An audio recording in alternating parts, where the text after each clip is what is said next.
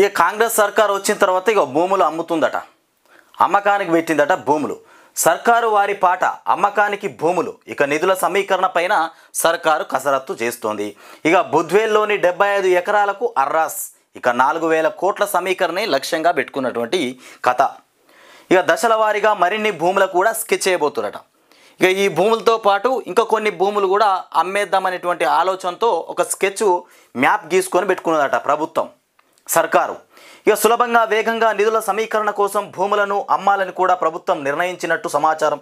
ఇటీవల జరిగినటువంటి ఉన్నత స్థాయి సమీక్షలో రాష్ట్ర వ్యాప్తంగా అమ్మకానికి సిద్ధంగా ఉన్న భూములను గుర్తించాలని కూడా అధికారులను ఆదేశించినట్టు ఇక విశ్వసనీయ వర్గాలు చెబుతున్నాయి. మొత్తానికి ప్రధానంగా ఇక టీఎస్ ఐఐసి పరిధిలో ఉన్నటువంటి భూములపై ఫోకస్ పెట్టాలని నిర్ణయించినట్టు కూడా తెలిసింది. ఈ శాఖ పరిధిలోని భూములను ఇప్పటికే అభివృద్ధి చేసి మౌలిక వసతులు కల్పించి సిద్ధంగా ఉంచుతారు. కాబట్టి అమ్మడం సులభం అవుతుందని కూడా ప్రభుత్వం భావిస్తున్నది. ఇక పక్కనే పరిశ్రమలు కూడా ఉంటాయి, అంతేకాకుండా పక్కనే పరిశ్రమలు కూడా ఉంటాయట. ఇక మిగతా వార్త 10వ పేజీలో ఉంది.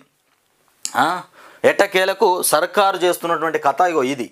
పైసలు లేకపోయేసరికాల ఆ భూములను అమ్మాలనేటువంటి నిర్ణయం తీసుకుందట. మొత్తం మీద భూములను మొత్తం అమ్మేస్తే ఇక సర్కారుకు పైసలు వస్తాయి.